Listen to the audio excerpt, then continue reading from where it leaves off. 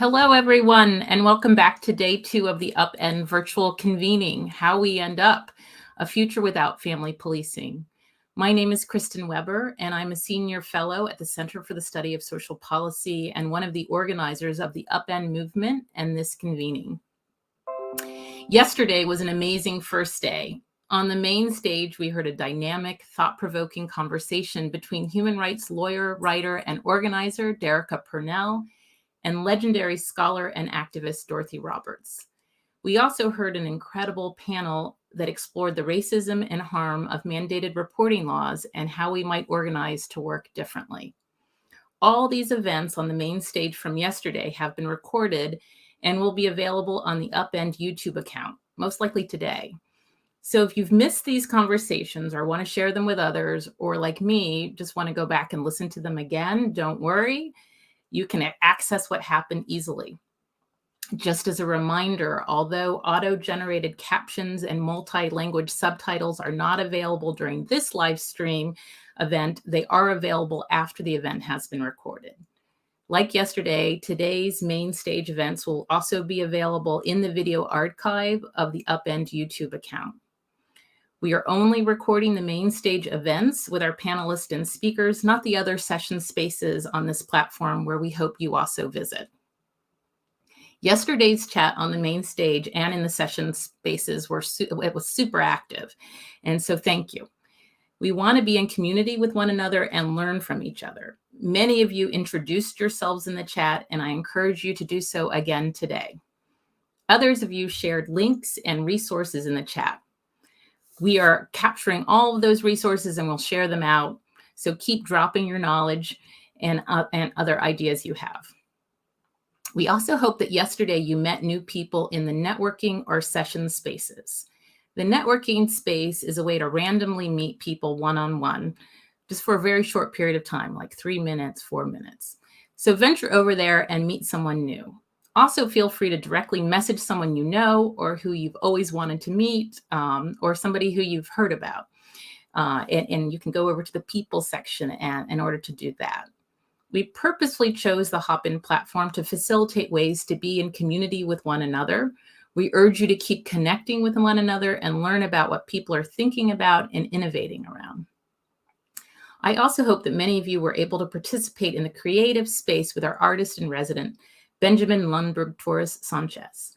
Benjamin is back today, and I will pass it over to them to talk about the creative art exploration space at this convening.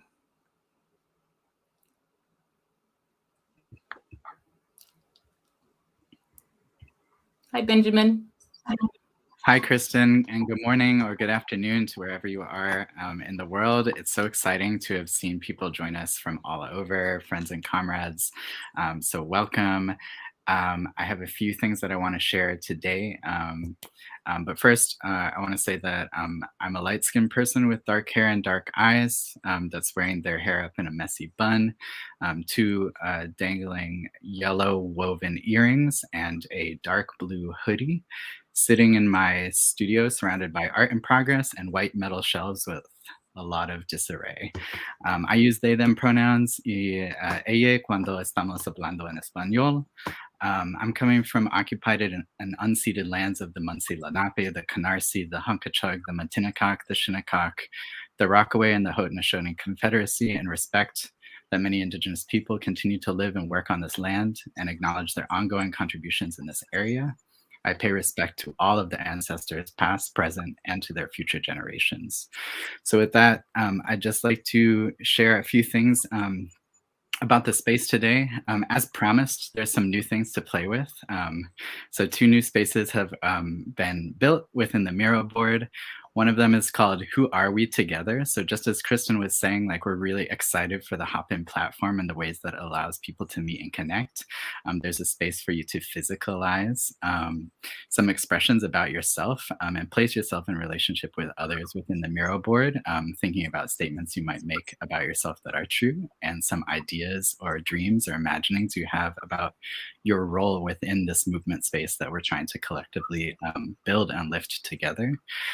There's also a space that I'm really excited about for thought partnership within this conference space called Abolitionist Steps versus Reformist Reforms, referring to the framework that is offered to us from prison industrial complex abolitionists, critical resistance. It is a space for us to both imagine and assess different steps that we can take towards abolition.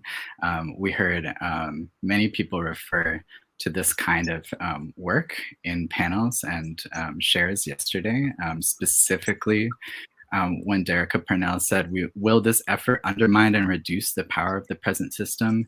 Brianna Harvey elaborated, we can't keep funneling money into these reforms and funneling money into these systems and think that the system is going to save us.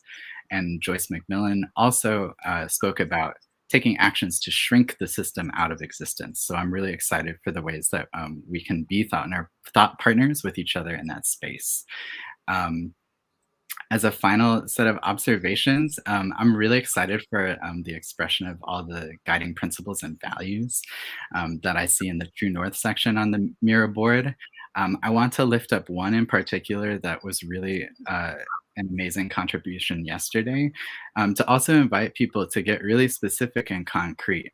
We know that our values are important, and also we want to know how they relate to our material realities. That's the thing that we're trying to get at, I think, in this is how do we reshape our material reality? And so I'm curious in how we can make our values more specific, more concrete, more actionable, more material. And one that stood out to me from yesterday is change the best interests of the child legal standard based out of children as property, use an indigenous connectedness standard that asks how we can connect children to families, community, culture, ecology. The aim would be to create a different approach to this work altogether. And so I just want to lift that up and out to say that there's a lot of powerful thought, experience, and just expertise from living a life that's in this space. So I invite you to share it fully and specifically with the conference community. There's some brilliant stuff out there. So I'll see you in that space throughout the day. And we will have one more hour following the official conference programming to jam in that space together. We are also receiving calls from folks participating over these 2 days for the space to remain open. Some folks are even saying as long as months. And that people are finding that this is a great tool for them. And so we're discussing not only how this information will be shared out as an archive of what we're able to create in these 2 days, but how this space can live on and be used as a hub and tool for people who are here and other friends and comrades that we might be working with. That's it. Thank you so much, Kristen. Thanks, Benjamin. So I hope you enjoy, you join Benjamin in the Creatives art exploration space, in addition to networking and going to the sessions and expo, that this is your time, and connect in all the different ways you can figure out how to. So before we get into the content for today, I just want to take a moment to publicly thank the work of the whole upEND team and the staff at the University of Houston, including Rainia Butler, Connie Swarren, Jason Oliver, Joanna Lack, Bill Bettencourt, Alan Detlef, and Leonard Burton. These folks have all worked tirelessly to organize the convening's content and technology. And really for all of us, it's learning the new hop-in technology so that we can all be in community together. So with that, I'm going to move to content now. So as Dean Detlef mentioned yesterday, the upEND movement spent much of last year working with organizers and activists and other partners on the document, How We End Up. And this document is a set of ideas about what it will take to abolish the child welfare or family policing system, what needs to be dismantled, and what we can create. In this convening, we're only exploring 2 of the ideas in that document. We encourage you to read and react to the whole document and include your own ideas. But the 2 ideas that we're talking about at this convening, one was yesterday, which was about mandated reporting. And today we are going to be exploring repealing the Adoption and Safe Families Act. And when we were pulling together this convening, we also thought it was important to name and examine some of the dangerous and damaging concepts that shape far too many of our policies and practices. Yesterday, Derica Purnell talked about taking the time to learn and to learn in community, not just individually. She talked about how this learning is so crucial to developing a shared political analysis in order to better direct our efforts at abolition. And yesterday you heard panelists, particularly Maya Pendleton and Victoria Copeland, talk about how anti-Blackness undergirds the surveillance that Black families experience. Today, we're going to continue to do the work of learning and community together and explore elements of white saviorism in adoption. So now, without further ado, we're going to turn to a conversation between upEND Senior Advisor Bill Bettencourt and author Kathryn Joyce, where they explore Miss Joyce's work on white saviorism in the white evangelical church and how it shapes international and national adoption. I'm going to leave it to Bill Bettencourt to do a bit longer introduction of Kathryn Joyce and their conversation, but I want to say a quick word about Bill. I have had the great honor to work with and learn from Bill for many years now. Bill began his work in early childhood education I'll just say a little bit ago, and then worked in child welfare or family policing, ultimately leading systems, working to reform them, and now working to abolish them. He's a critical member of the team working on upEND and one of the smartest, most committed people I know. Welcome, Bill, and I'm very excited to learn from your conversation today.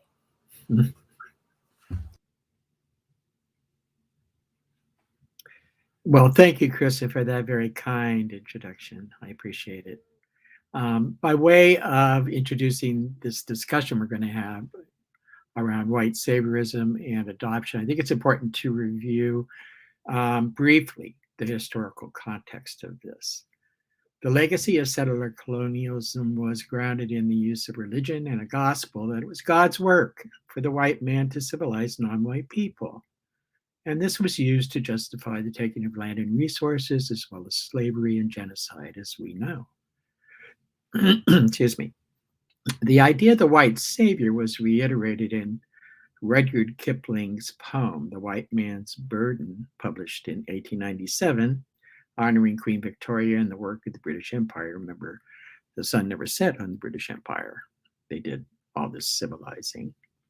So the white man's burden was to civilize non-white people, sending the best and brightest men across the globe with the mission not to accumulate wealth, but to save and civilize the less enlightened non-whites.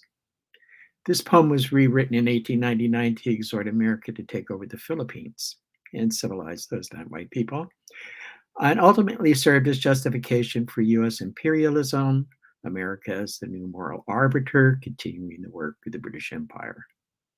In 2012, Nigerian-American writer Teju Cole coined the term white savior industrial complex.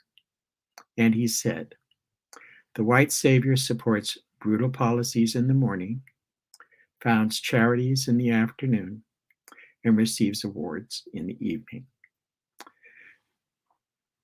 The white savior industrial complex accurately describes the carceral state and its systems we seek to abolish, the prison industrial complex and the family policing industrial complex. In this session, we will discuss the white savior industrial complex specific to adoption and the evangelical church's rescue mission, both internationally and domestically. Joining me in this discussion is Kathryn Joyce, journalist and author who has published numerous freelance articles in the New York Times, Mother Jones, The Daily Beast, and many other publications. She has authored 2 books, Quiverfill, Inside the Patriarchy Movement, and the book we will focus on in our discussion today, The Child Catchers, Rescue, Trafficking, and the New Gospel of Adoption. Welcome, Kathryn. Thank you for joining us. Thank you so much for having me. It's an honor to be here. I have to say, I downloaded your book as an audiobook, and there were a few times when I was listening to it on the treadmill that I went over the usual time because there were so many stories in there that I got engrossed in. But tell me, what compelled you to write this book? Sure. Thank you so much. I started looking at adoption around 2008, 2009, and coming before that, primarily as a religion reporter, somebody who had been doing a lot of reporting for a number of years on the Christian right, in particular on a subculture within the evangelical or fundamentalist right called the Quiverful movement. That's the first book you mentioned. And that was a movement that they forego all forms of contraception. They believe in having as many children as God gives them. It's primarily a white, deeply conservative homeschooling fundamentalist movement. And consequently, they tend to have large families. So when I started noticing these families that often already had 6 or 8 or sometimes 12 kids or more, start adopting and start adopting a lot of kids. Sometimes start adopting a group of 6 children at once into their already large biological family. For one, it just piqued my interest. These were obviously not adoptions taking place for reasons of infertility. And so I wanted to understand more about what was going on there. And some of these groups were also promoting adoption all from the same countries. So kind of one sliver of this community ended up adopting huge numbers of kids from Liberia all at once, in the mid 2000s. And we don't need to go into it now, but a lot of those adoptions ended terribly. These were families that were really not equipped to offer the sort of home and support that kids, coming out of a country emerging from civil war would need, introducing these kids into really strict, sometimes pretty severe environments. So I was looking at that. On one hand, kind of what is this religious mission that's driving these people to get involved in adoption? And domestically, I was also interested in how adoption was being used as sort of this cure-all solution to the abortion debates. We don't have to keep having this conversation about reproductive rights and reproductive justice. We can just funnel money towards promoting adoption and convincing anybody with an unplanned pregnancy to choose adoption. And so I started looking into how, some groups like crisis pregnancy centers, anti-abortion centers that try to talk women out of choosing abortion, had very close ties to adoption agencies. How some right-wing religious groups, like the Family Research Council, were partnering with adoption lobby organizations to develop basically materials to convince more women, more people to choose adoption. One of the resources that they produced was called Birth Mother, Good Mother, Her Story of Heroic Redemption, which basically, as you can imagine, was to say, an unmarried person who becomes pregnant, a birth mother, and they're using this term sometimes before these people are even pregnant, but certainly before they have chosen adoption. So they're using it in a conceptual way already. But the way for that person to be a good mother is to be a birth mother, which is to say to relinquish a child for adoption. And that will be a path of heroic redemption. So I was really interested to kind of understand where these ideas were coming from and also how they were affecting people, because they had huge numbers of impacts.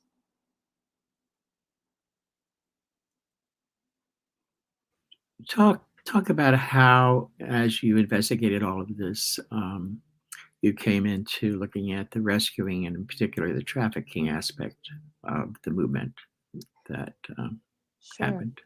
Yeah, I was interested in those two terms in a way, kind of in a broader narrative sense. There has been in the U.S., particularly, also I think in a lot of European countries, this narrative that adoption is a win-win-win, that it benefits all sides. It is wholly good, wholly positive. You are, giving a child who needs a home. You are giving people who want to be parents a chance to do so, and you are, providing a solution for people who are represented as not wanting to be or not capable of being parents. So within that narrative, adoption is frequently thought of as rescue. You are rescuing orphans. You are rescuing children who are otherwise going to be left in bad families or no families. So that's sort of one side, one narrative. And by far the dominant one. I think even still, I think maybe complicated a little bit in the last 10 years, but still that's very much what people think of when they think about adoption by and large. And the other narrative, the other way to kind of see this, or one other way to see this is to look at the adoption industry, because it is, in addition to other things, it is a business that involves an awful lot of money. To look at this as something that, could arguably be seen as trafficking in children, in removing children from one setting for reasons that involve money and often ideology, and bringing them to another. And we see that in different ways. We saw it in pretty concrete terms in Haiti in 2010 after the really devastating earthquake there. There was just this onslaught of kind of media focus on adoption.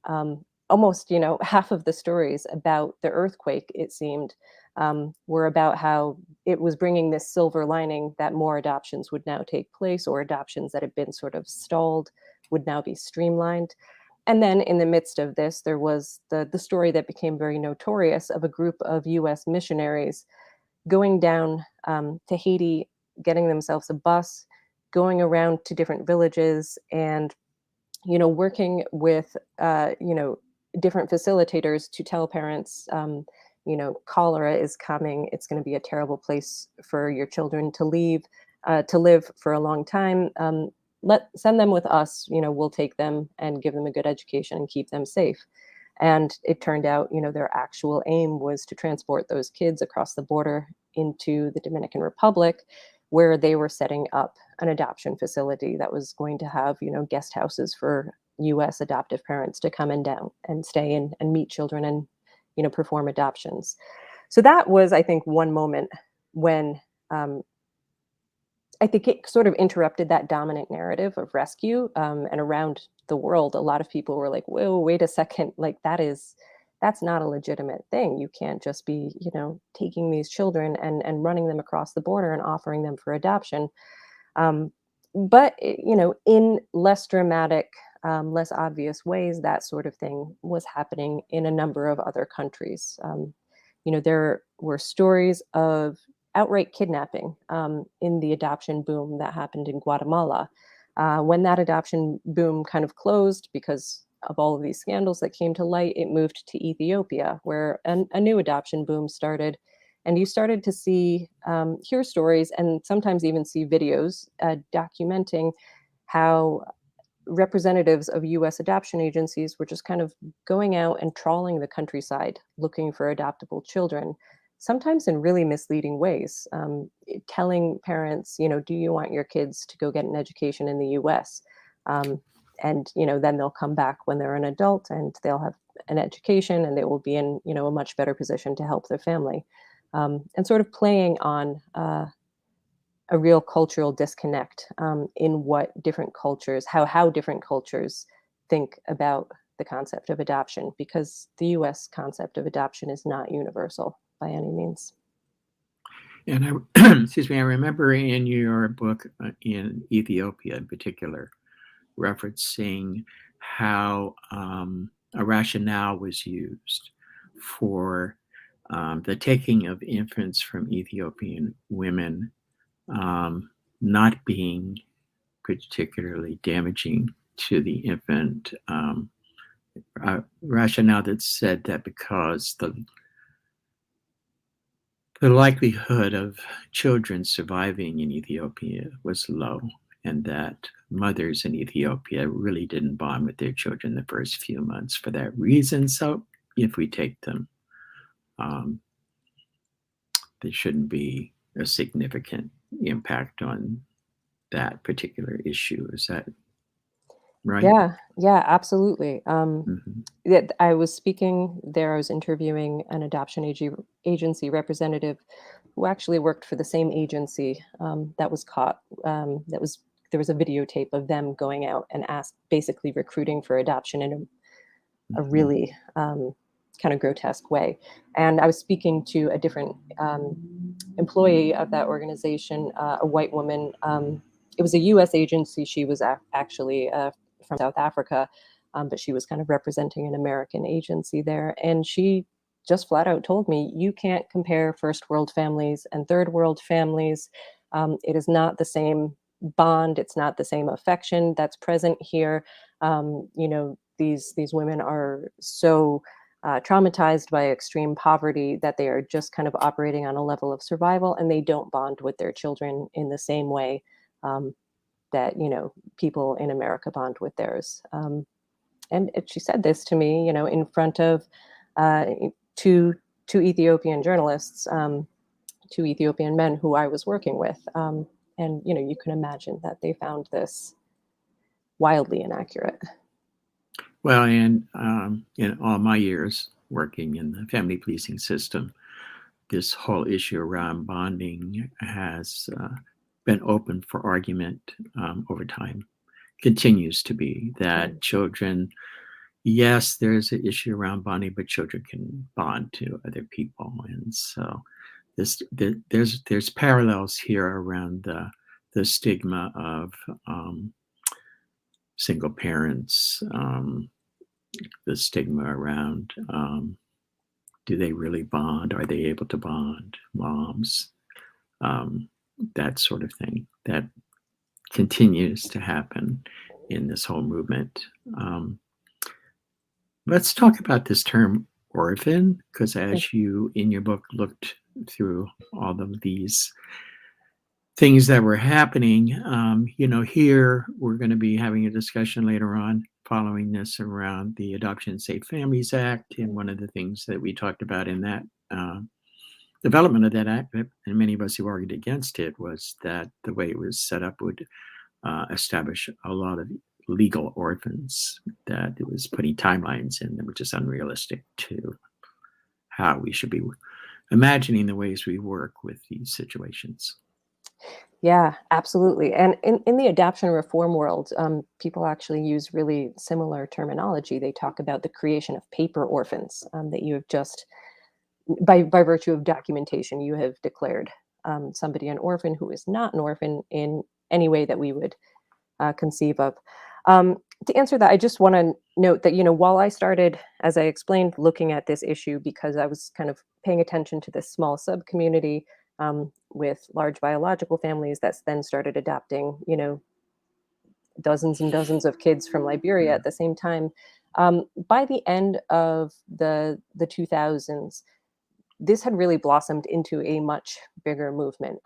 If they were kind of a small fundamentalist community, something that emerged became a mass Christian evangelical movement around adoption and foster care. And it was being promoted in, most of the kind of most prominent mega churches and some of the largest denominations that we have here in the US as something that Christians should do. They should engage or at least consider adopting as a way to address what they called the orphan crisis. And this term, it's a really complicated term, orphan crisis, and it's based on a misrepresentation of some official numbers. But in kind of in the narrative of the movement, the orphan crisis, it was the idea that there were, at first they said 143 million children who were orphaned around the world, who were in need of new homes. And then the corollary to that was, but there are, all these billions of Christians. And if every church just had, one or a few families adopt children, we would just kind of get rid of the orphan crisis right there. Christians would end the problem of orphanhood in the world. That number, 143 million, then subsequently grew to 160 million, 210 million. And it just kind of seemed to be this ever-growing category.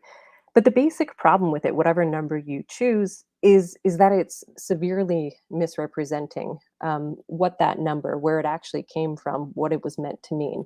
And that number did come originally from UNICEF, the agency that is dedicated to working with children around the world. And in it, UNICEF they were using this term actually to describe what they called orphaned and vulnerable children. So it was already kind of a compound category. But 95% of that number it was children who had only lost one parent, or if they had lost both, lived with extended family. In other words, they were in homes with family, but they were being labeled orphans. And UNICEF did that for a benign purpose. They wanted to cast a large net and say, like, here are all of the kids who are in this vulnerable situation, and here's why we need to raise money to provide various services, food services, schooling, infrastructure stuff.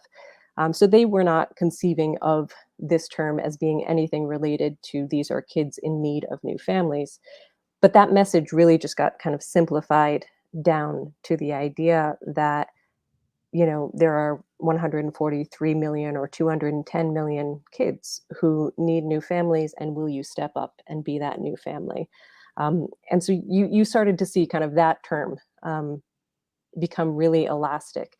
And as this movement took off, and it really did, in huge ways, the Southern Baptist Convention, which is second only to the Catholic Church in terms of religious denominations in the US, put out a resolution calling on all of their then 16 million members to consider whether God was calling on them to adopt. So lots of things like this were happening to get people to sort of sign on to this idea and enter this process. And then, as it grew, orphan as a term started to kind of get even more elastic. And they started referring to all children of single parents, mostly single mothers. They are orphans. Some groups would say because the Bible defines orphanhood as being without a father. So, here are all of these children of single moms and they're orphans, and they should be available for adoption as well. Or you should refer to even hypothetical children, children who might be conceived in the future by a person who is unmarried, that is an orphan as well by the same definition. I want to, before we move into talking about some more things in terms of the support of the government here in this country, to talk a little bit more about the monetary side of this, the entrepreneurial side of this, talk a little bit about the money, the fees, and Sure. Perhaps if you can, what was really eye-opening to me, the tourism aspect that Sure. occurred in this movement.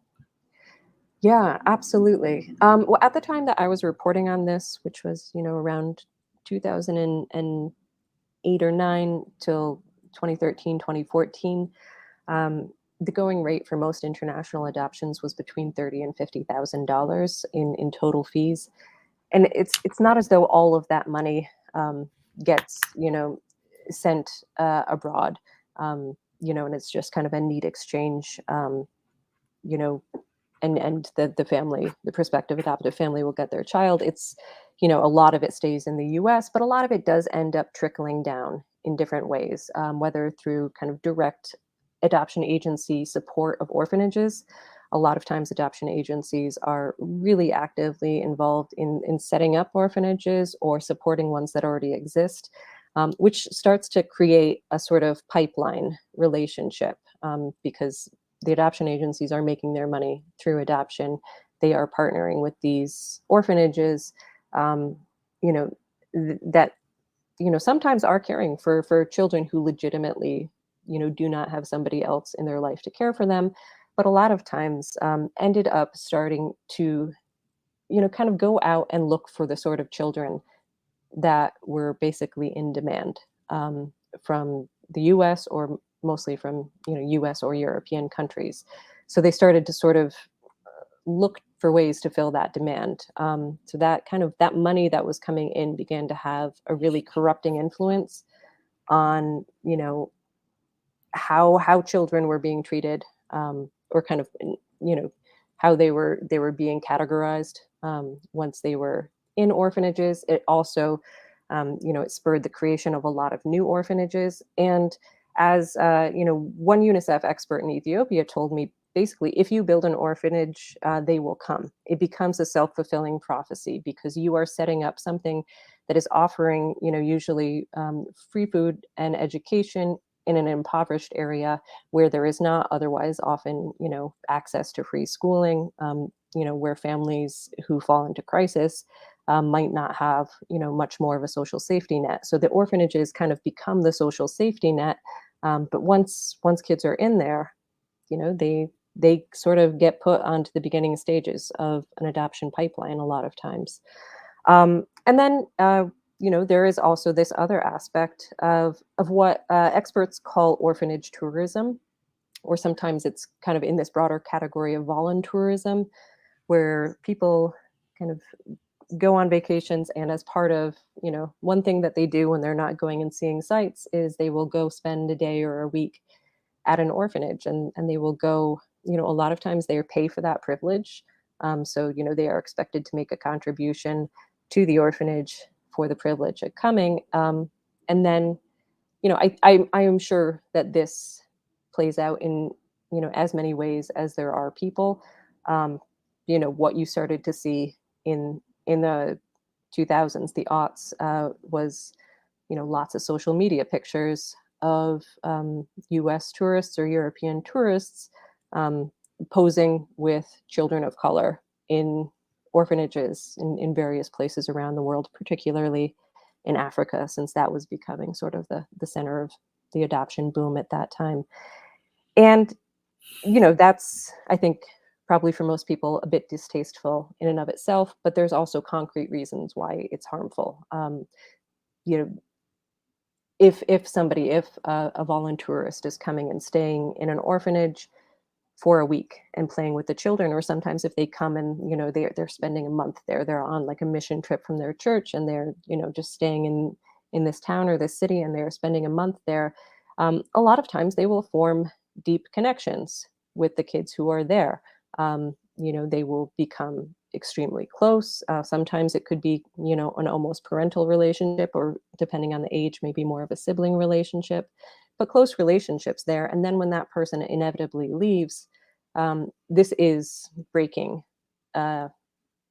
usually yet another attachment for kids who have already been traumatized by being taken out of their homes and their families. Yeah, and the parallels within the family policing system here around that Yeah. issue around attachment and what happens are consistent, as you describe, whether it's tourism or how the system operates. Let's talk now about the support of the federal government in this movement, and particularly these mega churches like Saddleback and others, and what you saw there and experienced. Sure. Yeah. I mean, I think, as I said before, adoption for a long time has been seen as this win-win, or this win-win-win. And it's, seen as, here's this common ground that we can all find so we can stop arguing about abortion. And so because of that, you would see a lot of politicians, including very prominent politicians, saying, we need to increase resources for adoption. We need to, find out ways to convince more people to, relinquish for adoption, that adoption is a good choice. So I think in 2008, both President Obama, then candidate Obama, and Senator John McCain, also the Republican candidate, both appeared at Saddleback. And the pastor there, Rick Warren, hugely influential megachurch pastor, extracted promises basically from both of them that they were making a commitment to address the orphan crisis in some way, including through adoption.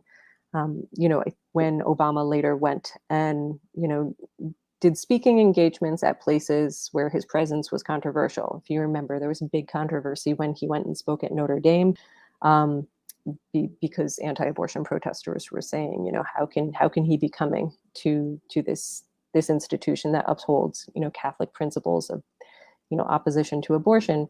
And he answered some of that by promoting adoption, by saying, this is something that we should all find common ground and come together on. And so you would see the practical effects of that in different ways.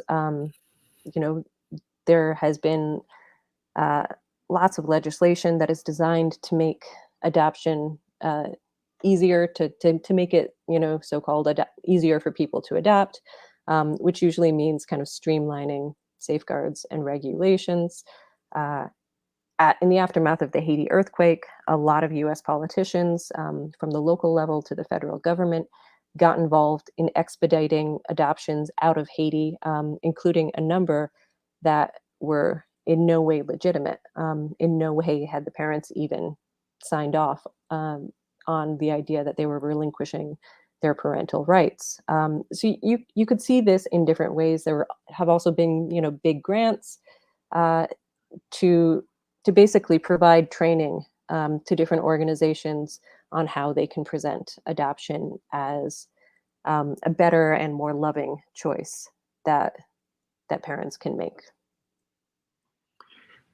And can you talk about the establishment in, I think it was under first President Bush, or one of the President Bushes, the Office of Faith-Based and Community Initiatives, and how that all is connected here? Sure. Well, that office, it did a lot of things. It was sending money for social services of one kind or another performed by faith-based entities. And that was a big thing under the Bush administration. I think maybe what you're getting at here is that one of the people who ran that office for a while ended up becoming the head of the Christian Alliance for Orphans, which was kind of the biggest umbrella group of organizations in this movement, this Christian adoption movement. So obviously this is somebody who's coming kind of from a position of stature of having had this role within the federal government, having those sorts of connections, and now is kind of helping organize all of these different churches and parachurch organizations and, adoption agencies and ministries, to come together and kind of build this movement. Mm-hmm. And, as I reflect on the family policing system here, there's always been a great reliance on religious organizations for getting foster homes and adoptive homes. And Bethany Christian Services is certainly one of the largest adoption agencies in the country. And the whole issue around getting government funding and allowing to discriminate has been a fairly recent phenomenon that's occurred and continues to happen within this whole family policing system in the country. And I wonder how much you see that tied to the evangelical movement and the continuing work that's happening now with the anti-abortion movement and the laws like in Texas and everything else that's going on. Yeah. Well, I mean, in terms of discrimination, like that, I feel like that is part of this broader recategorization of discrimination as a form of religious freedom. And, here is yet another way in which we're seeing this play out in the realm of things to do with child welfare. But in terms of kind of broader government overlap, I think that we started to see a lot of this around the time of 2018, when the first wave of family separation at the border, when that first kind of became an extremely public issue and people were paying a lot of attention to it. And at that time, in the summer of 2018, a lot of people became, especially a lot of people who have paid attention to either adoption or, abuses in the child welfare system, CPS and foster care, started to become particularly concerned that some of these kids who were being separated for their parents were going to end up basically on an adoption pipeline. And they talked about that, specifically in terms of the threat that the Adoption and Safe Families Act would pose, because it would sort of start this ticking clock of, as I know you guys will talk about in a lot more detail later, but of when basically the government has to stop attempting to reunite children and their parents, and instead look for adoption placements instead. And so people were particularly concerned because Bethany Christian Services, again, you know, the largest adoption agency in the country, was also had, they do other sorts of services as well, and they had a contract with the government agency, the federal agency that was handling the housing and care of these separated children. And so there was a lot of concern that, you know, Bethany might start, you know, facilitating adoptions out of this, particularly because there has been a really dramatic decline in the number of international adoptions over the last 15 years. We are at about 1/6 of the number of international adoptions that were happening back in 2004. So there has been a huge decline in the industry as a whole. It has led to the closure of adoption agencies. It led one adoption lobby group that used to be very active in Washington, D.C., basically to shut its doors because, and so many of the adoption agencies that were members of it were going out of business or no longer had funds themselves. So, you know, there was a lot of speculation that people would be looking around for new sources of adoptable children. And this, you know, was one threat that a lot of people perceived, was that could happen. I mean, I know that people are also starting to think of, you know, whether or not Texas's, you know, new anti-abortion law will have some sort of similar effect. Like, is this going to lead to new calls for, new pressures and coercion on parents to relinquish for adoption? Yeah, and there are cases now going to the Supreme Court around Roe v. Wade and religious freedom that are going to be part of what we see coming forward that we need to pay attention to as we look at the work we're doing and the movement we're building. I think we're at a time where we can move now to Q&A.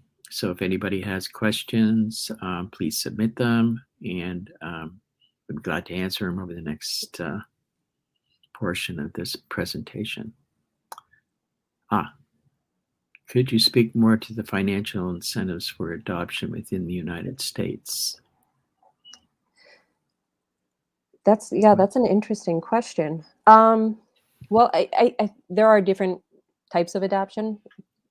Domestically, obviously, you know, there are the adoptions that happen out of the child welfare system, and there, I think the financial incentives, you know, are often tied up in, you know, what sort of support the federal government is giving to state child welfare systems for focusing on, you know, one set of activities versus another. And for a long time, you know, there have been complaints that, you know, the financial incentives are greater for facilitating adoptions than for trying to reunite families and you know, work on family preservation. So that's, I think, one way that it happens. In terms of other adoptions, I mean, there are private infant adoptions still. They're not a huge number anymore. You know, at one point in the US, in the 50s to 70s, millions of women were sent away to maternity homes, coerced into relinquishing for adoption. That was a really significant supply of adoption for a long time.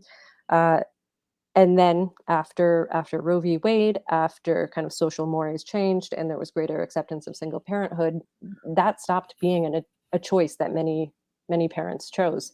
And so I think that, you know, there is this, you know, smaller,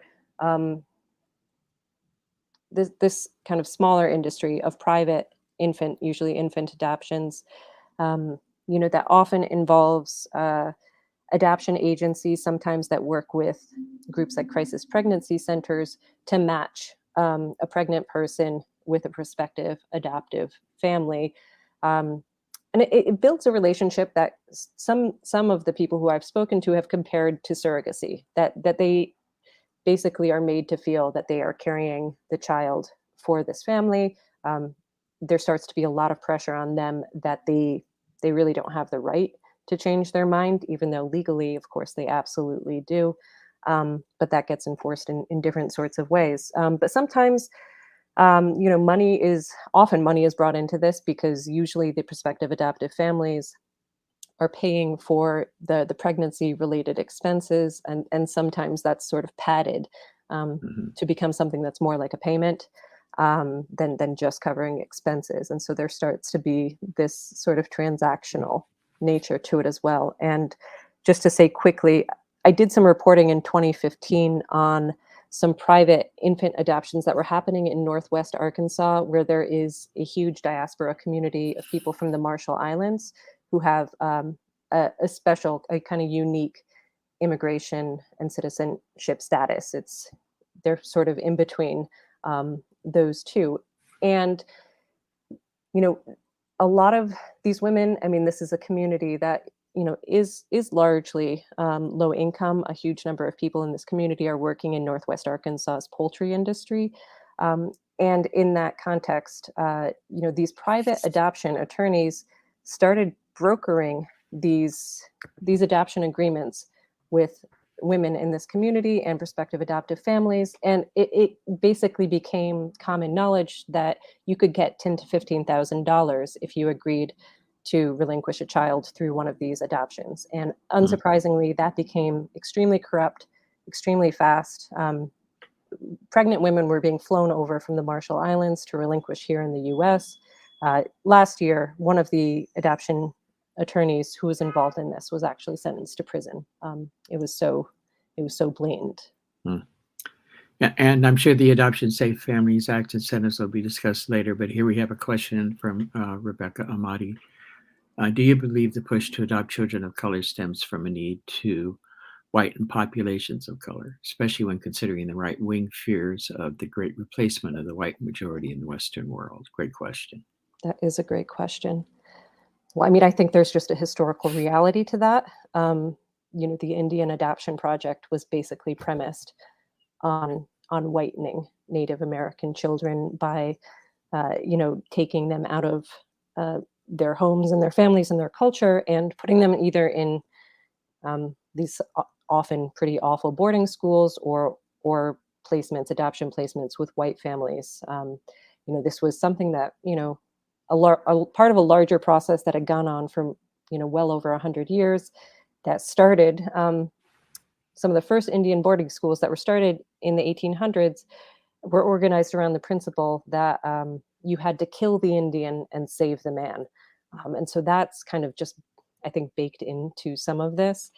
But I think you can also see it in different ways in which, some of the adoption advocates that I wrote about looked at questions of ethnicity and heritage. I know that one leader talked about his adopted children, who in this case were white. They were from Russia, but he said, they're no longer Russians. Now they are Mississippians. They have traded their borscht for red beans and rice, their Dostoevsky for Faulkner. And I think for a lot of adoptees of color, adult adoptees are a really active group that have been raising a lot of these questions in really profound ways. They talk frequently about how colorblindness, the kind of principle of colorblindness in their families and sometimes the larger communities around them, both set them up poorly to be adults of color in the US, but also would often kind of minimize their identities. You would hear things like, my daughter is not Black, she's Ethiopian. So I think you could definitely see those sorts of things. Mm-hmm. One more question. We're getting close to time. So many we could have. The win-win narrative is so entrenched. Trying to dismantle it hasn't worked yet. Do you feel we haven't just figured out the right strategy, or do we need to put forward a new narrative? If we need a new narrative, what should it be? Well, I mean, I think the work you're doing at this conference, even though I see these issues as so deeply related, that I feel the work you are doing in this conference is also answering this question for the adoption realm, as well as in trying to end family policing. I mean, I think there needs to be greater awareness of, the right to parent as a human rights issue, as a women's rights, as a reproductive justice issue more broadly in the culture at large, that we need to, get people to understand that and to see that. I think sometimes you have these sort of breakthrough moments, like the family separation crisis in 2018, or what happened in Haiti with the kind of effort to rush all of these adoptions in the aftermath of the earthquake, where people can sort of start to, see beyond that narrative and see like, oh wait, I kind of understand what the other side is talking about. These aren't orphans. These are poor kids, or these are kids whose families are going through a crisis, and it doesn't mean that they need to be taken away from those families. So I think underscoring that is one way I could see. I think we lost Bill. Maybe back. Yes, I got my for some reason. So sorry. Sorry, I missed your answer.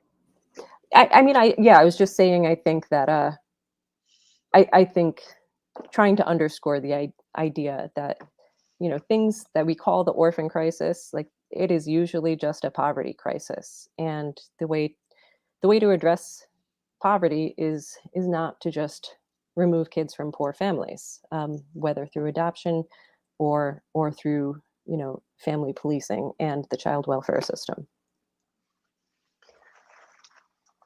Yeah, and it's tied to racial capitalism and an economy focused on prioritizing the abundance of wealth and the need to imagine new ways and an economy focused on people. Kathryn, thanks so much for joining us. It was a great discussion. I believe we're at time, correct me if I'm wrong, to move towards a break here. And you can either take a break or go into other sessions or options in the platform.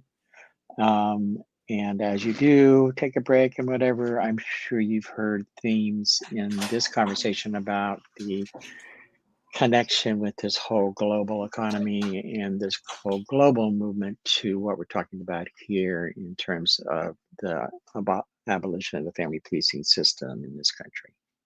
So thank you, Kathryn. Thank you so much for having me. Mm-hmm.